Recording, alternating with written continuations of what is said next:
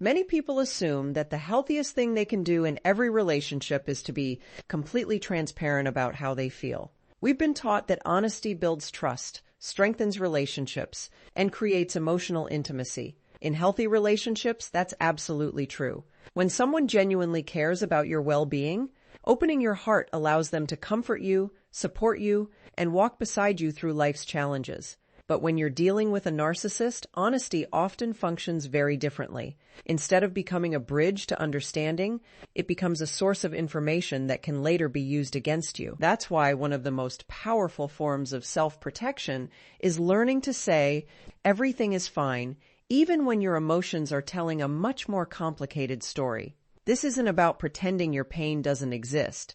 It's about recognizing that not everyone deserves access to your deepest thoughts and feelings. There is a profound difference between hiding your emotions and guarding them. One is driven by fear, while the other is guided by wisdom. If you've spent any amount of time with a narcissist, you've probably noticed a painful pattern. They ask what's wrong, and for a brief moment, you feel hopeful. Maybe this time they'll understand. Maybe this time they'll listen without interrupting. Maybe this time they'll care more about your feelings than about defending themselves. So you open your heart. You explain what hurt you.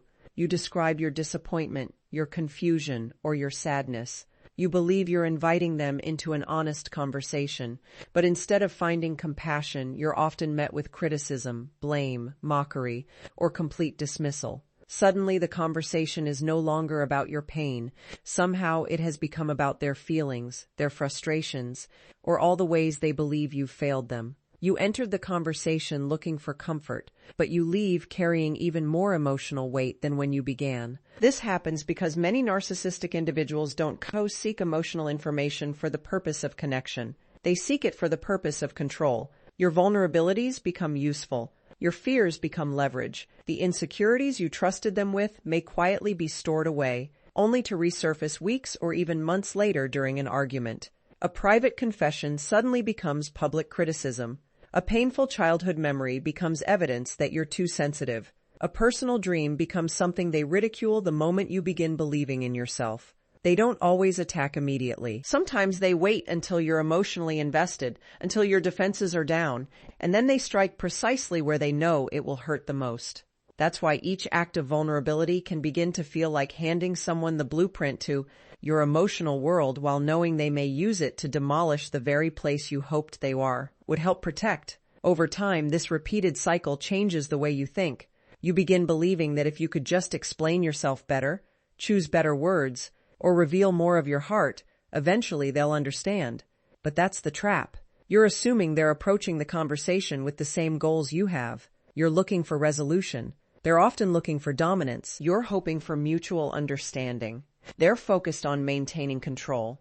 Those are two completely different conversations, even if the words sound similar on the surface.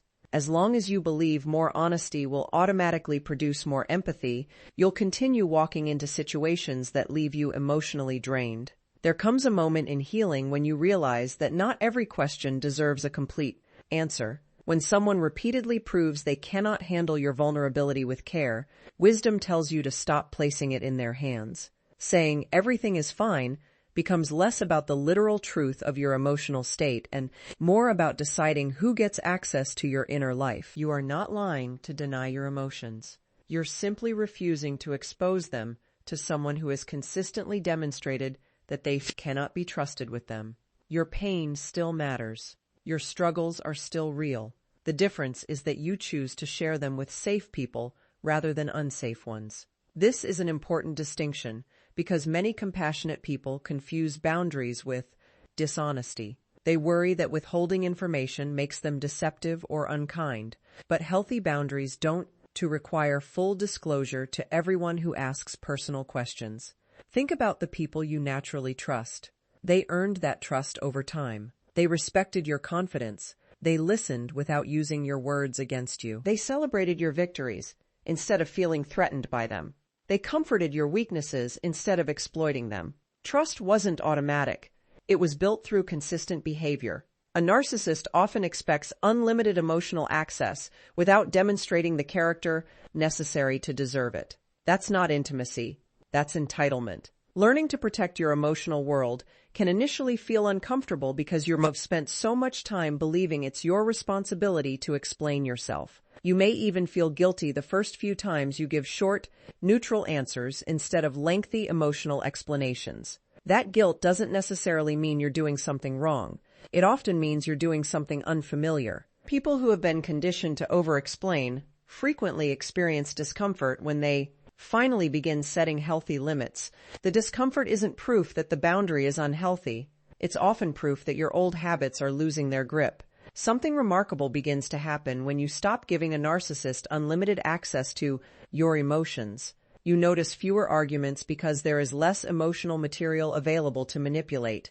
You spend less time defending yourself because you've stopped volunteering information that will later require defending. Your mind becomes quieter. Instead of rehearsing conversations for hours afterward, wondering what you should have said differently, you conserve that emotional energy for people and experiences that genuinely enrich your life. You begin discovering that peace isn't always found by changing the other person's behavior. Sometimes peace arrives the moment you change your own patterns. Guarding your emotions doesn't mean pretending you never hurt. It means becoming intentional about where your heart finds refuge. Talk to trusted friends who consistently show compassion. Seek wise counsel from people who value honesty without exploiting it. Write your thoughts in a journal if you need a safe place to process them. Pray, reflect, or simply sit quietly with your emotions until you understand them more clearly. Your feelings deserve attention, but they don't have to become public property for someone who has repeatedly shown they won't honor them. Protecting your emotional world isn't a sign that you've become cold or uncaring. It's evidence that you've learned the difference between openness and exposure. Real emotional strength isn't measured by how much of yourself you reveal to everyone around you. It's measured by your wisdom to recognize who has truly earned the privilege of knowing your heart. One of the most exhausting habits people develop when dealing with a narcissist is the constant need to defend themselves. It often starts with good intentions. You believe that if you can just explain your side clearly enough, provide enough evidence, or patiently answer every accusation, the misunderstanding will finally disappear. You assume that truth has the power to settle conflict because that's how healthy relationships usually work. When two emotionally mature people disagree, they exchange perspectives, listen to one another, and gradually move toward understanding. But a narcissist is rarely searching for understanding. They are often searching for control, and that changes the entire purpose of the conversation. This is why one of the most freeing responses you can learn is, "You can believe whatever you want." It may sound like giving up, but in reality, it is choosing peace over a battle that was never designed to be won. For many people, this feels almost impossible at first. Being falsely accused hurts. Having your character questioned feels deeply personal. When someone says you are selfish, uncaring, dishonest, or manipulative, your natural instinct is to defend yourself. You want the truth to be known. You want your intentions to be understood. You want justice. There is nothing wrong with those desires. They come from a healthy place. The problem is believing that the narcissist is equally committed to finding the truth. If they were, the conversation would look very different. They would ask questions instead of making assumptions. They would listen instead of interrupting. They would consider your perspective instead of dismissing it before you've even finished speaking. They would value resolution more than victory. Unfortunately, that is often not what happens.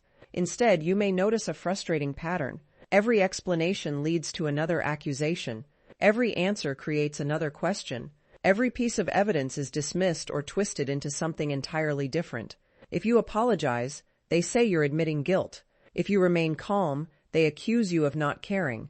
If you become emotional, they say you're unstable or overly sensitive. If you provide facts, they ignore them and focus on something unrelated. It begins to feel like trying to fill a bucket with a hole in the bottom. No matter how much effort you pour into the conversation, nothing ever seems to stay. That's because the discussion was never about discovering reality. It was about keeping you engaged, defensive, and emotionally off balance. One of the most common tactics narcissists use is shifting the focus every time they begin losing ground. Imagine you're discussing one specific issue that hurt you. Within minutes, the conversation somehow becomes about a mistake you made years ago, something you supposedly forgot to do last week, or a completely unrelated event. Before long, you're no longer discussing the original problem. You're defending yourself against an ever-growing list of accusations.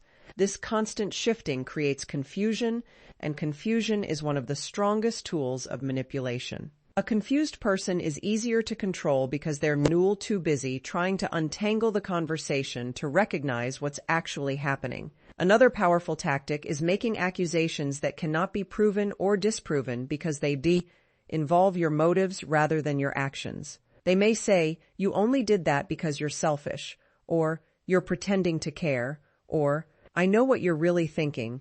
How do you defend yourself against someone who claims to know your inner thoughts better than you do? You can't. No amount of explaining can convince someone who has already decided what they want to believe. In fact, your repeated attempts to defend yourself often convince them that they have successfully gained control of your emotions.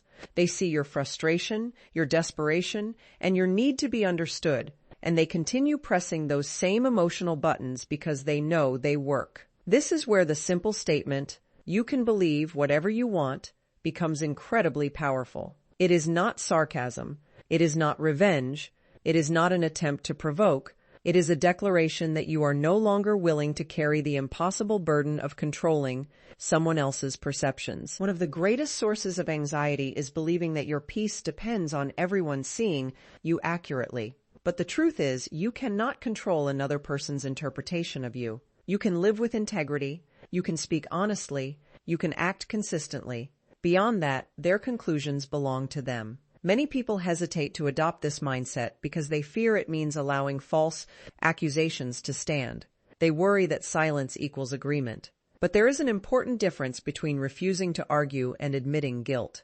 Choosing not to participate in a manipulative conversation does not mean the accusations are true. It simply means you've recognized that continuing the discussion serves no healthy purpose. Every minute spent trying to convince someone committed to misunderstanding you is a minute taken away from your own healing, growth, and peace. There is also a deeper emotional shift that happens when you stop needing the narcissist to validate your reality. At first, their opinions may feel incredibly important because you've spent so much time trying to earn their approval. You wanted them to see your kindness, your loyalty, your sacrifices, and your love. But healing gradually teaches you that your identity cannot be built on the opinions of someone whose perspective changes according to what benefits them most. Their approval becomes less valuable because you're finally recognized that it was never consistent, fair, or based on truth in the first place. This doesn't mean you become indifferent to truth. It means you become selective about where you invest your energy. Instead of spending hours replaying arguments in your mind, trying to think of the perfect response, you begin accepting a liberating reality. Not every misunderstanding can be corrected. Some people misunderstand you because they lack information. Others misunderstand you because they have already decided who you are, regardless of the evidence. Those are two very different situations. The first invites conversation. The second invites boundaries. As you practice letting go of the need to defend yourself, something unexpected begins to happen. Your emotional reactions become less intense. The accusations don't disappear overnight, but they lose much of their power because you stop treating every criticism as a crisis that demands immediate correction. You become less reactive and more grounded. You no longer feel responsible for fixing every distorted story someone tells about you. Instead, you place your focus where it belongs, on living in a way that aligns with your values.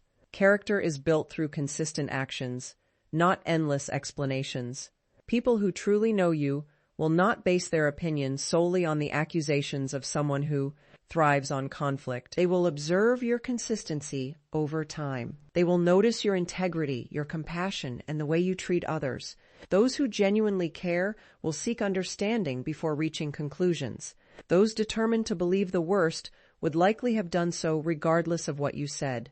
Recognizing this frees you from the exhausting cycle of trying to manage every opinion, every rumor, and every false narrative. Real freedom begins when you understand that your responsibility is to live truthfully, not to force everyone else to acknowledge that truth. You cannot control another person's beliefs, but you can control whether you allow those beliefs to consume your peace. The moment you stop chasing validation from someone committed to misunderstanding you is the moment you begin reclaiming emotional energy that has been trapped in endless, unwinnable arguments. Instead of spending your life proving who you are to someone who refuses to see it, you simply become the person you were always meant to be and allow your life, not your explanations, to speak for itself. One of the hardest lessons to learn after spending time with a narcissist is that not everyone is capable of meeting your emotional needs. Many compassionate people hold on to the belief that if they just communicate more clearly, love more deeply, become more patient, or make greater sacrifices, the narcissist will eventually become the caring, supportive person they have always hoped for. That hope can feel incredibly powerful because it is rooted in optimism and the desire to see the best in others. Unfortunately, when that hope is placed in someone who consistently chooses control over connection, it slowly transforms into a cycle of disappointment. This is why one of the most protective statements you can make is, "I don't need anything." It doesn't mean you have no needs. It doesn't mean you've become emotionally cold or completely independent. It simply means you've stopped expecting emotional nourishment from someone who has repeatedly shown they are either unwilling or unable to provide it. Many people remain emotionally trapped because they confuse love with potential. They don't hold on because of what the relationship actually is. They hold on because of what they believe it could become. They remember the rare moments when the narcissist seemed kind, attentive, or affectionate, and they convince themselves that those moments reveal the person's true nature. They begin chasing those brief experiences, believing that if they can just do everything right, those moments will eventually become permanent. Instead, they often discover that those glimpses of kindness are unpredictable and short-lived, followed once again by criticism, manipulation, emotional distance, or blame. The cycle repeats so many times that they begin living for the occasional good day, while accepting countless painful ones in between. This pattern creates emotional dependency in ways that are difficult to recognize. Every time the narcissist offers a small amount of affection after a period of emotional neglect, it feels incredibly valuable because it has become so rare. The smallest compliment feels enormous. A brief apology feels life-changing. A single peaceful evening feels like proof that everything is finally improving. Yet before long, the same behaviors return, and the emotional roller coaster begins again. You start measuring the health of the relationship by isolated moments instead of consistent patterns. Instead of asking, "How do they usually treat me?" you find yourself asking, "What if this time is different?" That question becomes the fuel that keeps hope alive long after reality has been speaking for itself. One of the greatest emotional burdens carried by people in these relationships is the constant expectation that the narcissist will eventually provide the understanding, validation, encouragement, or comfort they have always longed for. They continue bringing their pain to someone who repeatedly dismisses it. They continue sharing their fears with someone who minimizes them. They continue asking for empathy from someone who consistently redirects the conversation back to themselves. Every unmet expectation creates another layer of hurt, yet many people keep returning because they believe persistence will eventually change the outcome. Imagine walking to the same dry well every day, lowering your bucket into the darkness, hoping today there will finally be water. Day after day, the bucket comes back empty. Yet instead of searching for another source, you convince yourself that tomorrow will be different. Weeks turn into months, months into years, and you're still standing beside the same empty well, wondering why your thirst hasn't been satisfied. The problem isn't that you're asking for water. The problem is where you're asking for it. A dry well cannot give what it does not contain, no matter how sincerely you hope. In much the same way, many narcissists lack the emotional capacity or willingness to provide the consistent empathy that healthy relationships require.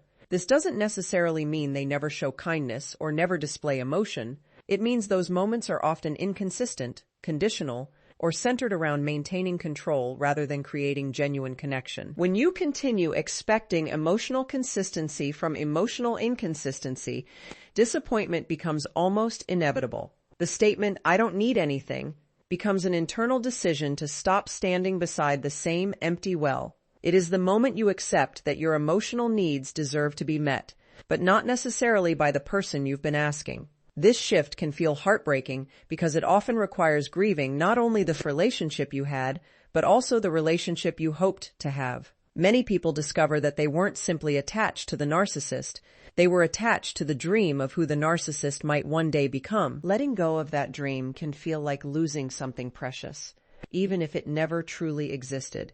There is sadness in realizing that the future you imagined may never arrive.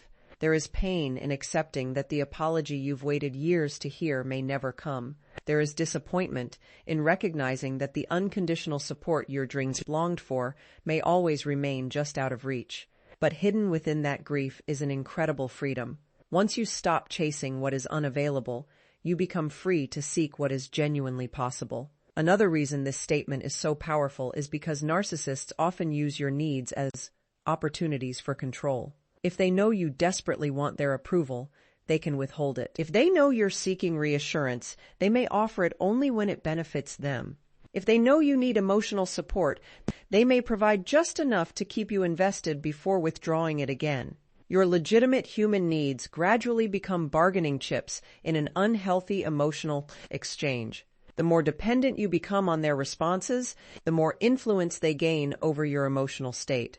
Breaking that dependency doesn't happen by pretending your needs don't exist. It happens by redirecting those needs toward healthier people and healthier places. There is incredible strength in realizing that your emotional well-being cannot depend on someone else's unpredictable behavior. Instead of waiting for the narcissist to tell you that you're worthy, you begin surrounding yourself with people who consistently recognize your value. Instead of waiting for one person's approval, you learn to build confidence through your own integrity, growth, and character. Instead of asking someone incapable of empathy to validate your emotions, you allow trusted friends, supportive family members, wise mentors, or professional counselors to help you process your experiences in a healthy environment. This doesn't mean becoming isolated or refusing help from others. In fact, healing usually involves becoming more willing to receive support, but from safe people rather than unsafe ones. Healthy relationships are built on mutual care, respect, honesty, and consistency. They don't require you to beg for basic kindness or wonder whether today's affection will disappear tomorrow. In emotionally healthy relationships, your needs are not treated as weaknesses to exploit. They are recognized as natural parts of being human. As this new perspective begins to take root, you notice a profound change within yourself. The constant anxiety starts to fade because your emotional stability is no longer tied to someone else's unpredictable moods.